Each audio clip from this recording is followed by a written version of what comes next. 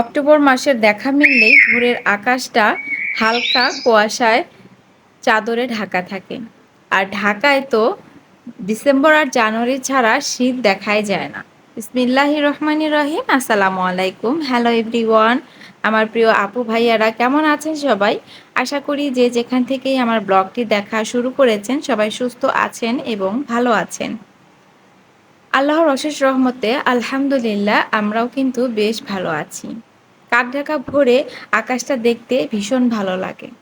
চারপাশটা যখন পাখির কিচিরমিচির ডাকে, কুয়াশায় কুয়াশায় শিশিরগুলো ধরতে ভালো লাগে, তখন মনটা খুবই ভালো লাগে।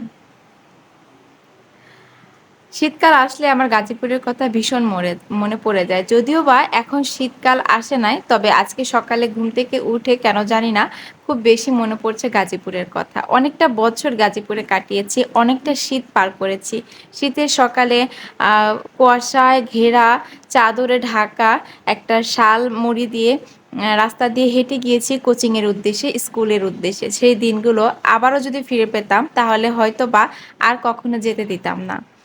যখন ছোট ছিলাম তখন ভাবতাম কবে বড় হব, কবে স্কুল সেরে কলেজে যাব, কলেজ সেরে ভার্সিটিতে যাব।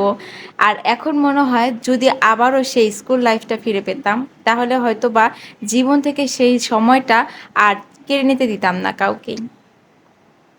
যাই হোক, সকালের আকাশ দেখার পালা শেষ করে কিছু টুকিটাকি কাজ গুছিয়ে নিয়েছি। এখন হচ্ছে যে আমি হালকা কুসুম গরম পানিতে ২ চামচ মধু দিয়ে খেয়ে নিচ্ছি। অ্যাকচুয়ালি ২ চামচ না, এখানে ১ চামচই, কারণ হাফ চামচ করে নিয়েছি।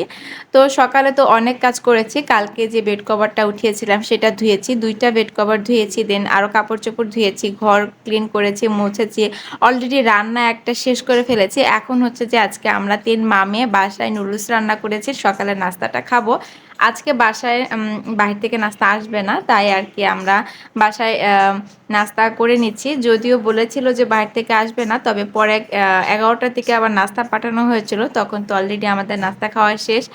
আজকে হচ্ছে পোয়া মাছ ভুনা করেছি একটা টমেটো দিয়ে, আর এদিকে হচ্ছে আমার খুবই পছন্দের একটি খাবার পুঁই শাক, চিংড়ি মাছ আর আলু দিয়ে। এই রান্নাটা আমার কাছে, রেসিপিটা আমার কাছে খুব বেশি ভালো লাগে।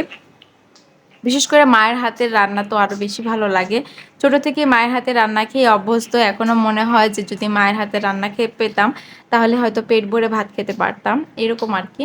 যাই হোক, এটা হচ্ছে রান্নাটা শেষ করতে আমার অনেকটা সময় লেগেছে, কারণ হচ্ছে গ্যাস ছিল না। এক পদ মানে পোয়া মাছটা আগেই রান্না হয়ে গিয়েছিল, আর পুঁই শাকটা আমি ২টার সময় রান্না করেছি, তো ডিটেলস শেয়ার করতে পারলাম না।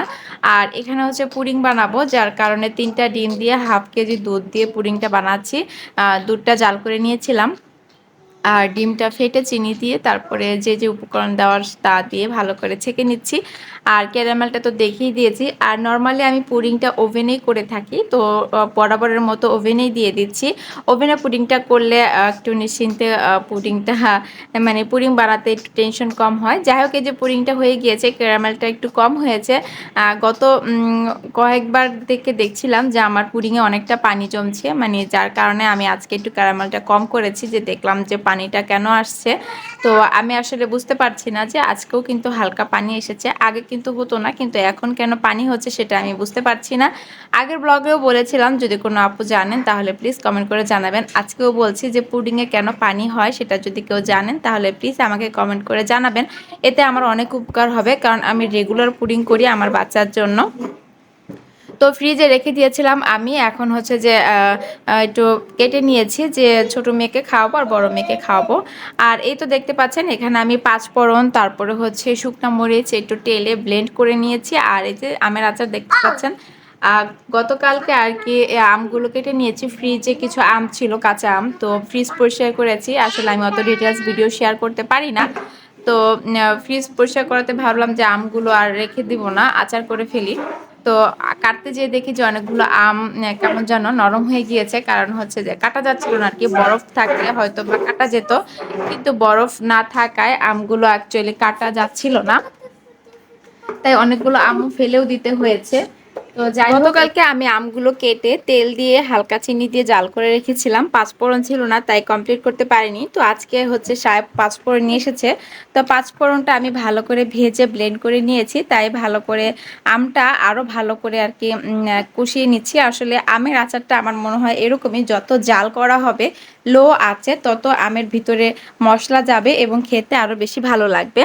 তবে আমি মনে করি আমার মায়ের হাতের আচারের মতো আমি কখনো কারো হাতের আচারে এতটা টেস্ট পাইনি, এতটা স্বাদ পাইনি। আম্মুর হাতের বানানো আচারে যত আটি চুষবো তত বেশি ভালো লাগে। তো এত আসলে অনেক ভালো লাগে। তো এবার আম্মু একটু অসুস্থ থাকার কারণে আমাকে আচার বানিয়ে দিতে পারেনি। নর্মালি কিন্তু রোজ প্রতিবারে আমি আম্মুকে দিয়ে আচার বানিয়ে নিই অনেকগুলো, আমি বছর ভরে খাই। তো গতকালকে যেহেতু অল্প একটু চিনি দিয়েছিলাম, তো আজকে হচ্ছে একটু চিনি দিচ্ছি বেশি করে। আর এদিকে দেখেন আমার মেয়ে 2 হাত পেতেছে। ও নর্মালি চিনিটা অত খায় না, কিন্তু কেন জানি না আজকে একটু বায়না ধরছে। ছোটো মেয়েটা আবার চিনি খুব খায়, মানে ও চিনি বা গুঁড়া দুধ দেখলে হা করবে বা হাত পাতবে। যাই হোক, এখানে হচ্ছে যে পাঁচফোড়ন ফাঁকি করে নিয়েছিলাম সেটা হচ্ছে যে একটু দিয়ে দিচ্ছি। পাঁচফোড়নটা শেষ পর্যায়ে আর কি। আচারটা এখন আমি নামিয়ে নিব। তো এই অদিনে আচার দেখে কার ভালো লাগছে অবশ্যই কিন্তু কমেন্ট করে জানাতে পারেন। ইউটিউবে আসার পর অনেক আপুদের সাথে পরিচয় হয়েছে। কিছু আপুর কারণে হয়তো বা ইউটিউবে এগোতে পেরেছি, কিন্তু সেই আপুগুলোকে এখন আর খুঁজে পাচ্ছি না ইউটিউবে। তো এই বিষয়টা খুবই খারাপ লাগে। আমি যখন এই চ্যানেলটা নতুন খুলি তখন একটা আপু ছিল, প্রতিনিয়ত আমাকে সাপোর্ট করতো, সব সময় আমার প্রতিটা ব্লগে তাকে আমি পেতাম। কিন্তু ইদানিং তাকে আর খুঁজে পাচ্ছি না। আমার আগের ব্লগগুলোতে আমি প্রত্যেকটা কমেন্ট চেক করে তাকে খোঁজার চেষ্টা করেছি, কিন্তু তার কমেন্টসগুলো কেন জানি না আমি খুঁজে পাচ্ছি না। আপু যদি আমার কমেন্টসগুলো আমার এই ব্লগটা দেখে থাকেন, জানি না আপনি হয়তো বা ইউটিউবে এখন আর ভিডিও ছাড়েন কি না, তবে আপনার নামটা আমার মনে না থাকার কারণে আমি আপনাকে খুঁজে পাচ্ছি না। এতটুকু বলতে পারি যে আপনি সবসময় রান্নার ব্লগ করতেন, আর হচ্ছে আপনার ছেলের অনেকগুলো শর্টস ভিডিও ছিল, এতটুকু আমার মনে আছে। কিন্তু আপনার ভয়েসটাও মনে আছে, বাট আপনাকে আমি খুঁজে পাচ্ছি না। আরেকজন আপু হচ্ছে পুতুল ঘর আপু, জান্নাত আপু ছিলেন। পুতুল ঘর আপুর নাম ছিল জান্নাত আপু। তো জান্নাত আপুকেও এখন আর খুঁজে পাচ্ছি না, জানি না নতুন কোনো চ্যানেল ক্রিয়েট করেছেন কিনা। যদি করে থাকেন আর আমার ব্লগটি যদি দেখে থাকেন তাহলে অবশ্যই কিন্তু আমাকে একটু কমেন্ট করে জানিয়ে দিবেন, কারণ আপনাদের আমি খুব বেশি মিস করি। যেসব আপুরা আমাকে শুরু থেকে অনেক সাপোর্ট করতেন সেই সব আপুদের এখন আমি আর খুঁজে পাচ্ছি না।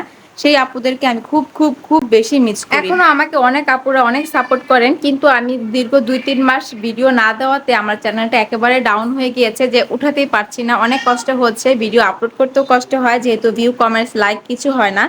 তো আপুদেরকে একটা রিকোয়েস্ট করব, যারা এই পর্যন্ত আমার ভিডিওটি দেখছেন তারা প্লিজ আমাকে একটু সাপোর্ট করবেন। আমার চ্যানেলটা একেবারে ডাউন হয়ে গিয়েছে, উঠাতে হলে আপনাদের সাপোর্ট অবশ্যই প্রয়োজন। এখানে হচ্ছে বাচ্চাদেরকে একটু মালটা কেটে দিয়েছিলাম, আর আজকে বিকালে নাস্তা হিসেবে এখানে একটা পিৎজা করে নিয়েছি। পিৎজাটা এখন আমি ওভেনে দিয়ে দিব। চিকেন চিজ পিৎজা করেছি আর কি, মোজারেলা চিজ দিয়ে আমি সচরাচর পিৎজাটা করে থাকি। আর এখানে হচ্ছে কিছু ফ্রোজেন ক্যাপসিকাম ছিল, সেগুলো দিয়ে দিয়েছি। লাস্ট পর্যায়ে ক্যাপসিকামগুলো ছিল, আর ফ্রিজে ক্যাপসিকাম নেই আর কি। তো এই তো আজকের পিৎজাটা হচ্ছে আমি একটু মোটা করে করেছি আর একটু সফট করে, যেন বাচ্চারা এক পিস খেলে সন্ধ্যার নাস্তাটা ভরপুর হয়ে যায়। এর জন্য আর কি আমি একটু মোটা রেখেছি আর একটু সফট রাখার চেষ্টা করেছি, মানে একটু নরম যেন থাকে। নর্মালি পিৎজাটা যদি পাতলা করা হয় তাহলে একটু ড্রাই হয়ে যায়, তো আমি হচ্ছে একটু মোটা রেখেছি যেন ভিতরে রুটিটা একটু কাঞ্চি এবং সফটনেস থাকে। তো এখানে আমি হচ্ছে টাইম আর হচ্ছে টেম্পারেচার সব কিছু দিয়ে দিয়েছিলাম। এখন এই তো আমার পিৎজাটা কিন্তু হয়ে গিয়েছে। এখন পিৎজা কাটার দিয়ে পিৎজাটা আমি কেটে নিয়ে একটু দেখিয়ে দিব আসলে পিৎজাটা কতটা সফট হয়েছে। অতটাও মোটা না, কিন্তু ফুলেছে। যাই হোক, পিৎজাটা কিন্তু অনেক সফট হয়েছে। আমার বাচ্চারা খেতে পারছিল আরাম মতো, এইটাই হচ্ছে আমার বড় পাওনা। তো আমার বড় মেয়েটা একটু কাটার চেষ্টা করছিল, ও ইদানিং সব কাজে আর কি আগ্রহ দেখায়। তো এই তো পিৎজা খেতে খেতে হচ্ছে সন্ধ্যাটা পার করছি। হাজবেন্ডকেও নাস্তা দিয়ে দিয়েছি পিৎজা। তো হাজবেন্ড অলরেডি নাস্তা খেয়ে চলে গেছে। আসলে আমি যখন পিৎজাটা কাটছিলাম তখন তো সাথেই ছিল। বাইরে প্রচুর বৃষ্টি হচ্ছে, বৃষ্টির নয়েজটা ভয়েসে আসছে, তো যদি কারো অসুবিধা হয় প্লিজ ক্ষমা সুন্দর দৃষ্টিতে দেখবেন। কেউ নামাজ পড়তে ভুলে যাবেন না। নামাজ কোরআন আগে ইবাদত, তারপরে হচ্ছে সব কাজ। আজকের মতো সবার সুস্থতা কামনা করে এখানে বিদায় নিচ্ছি। সবাই সুস্থ থাকবেন, ভালো থাকবেন। আর এই বৃষ্টিময় দিন কেমন কাটছে কমেন্ট বক্সে কমেন্ট করে জানাবেন। আল্লাহ হাফিজ, আসসালামু আলাইকুম।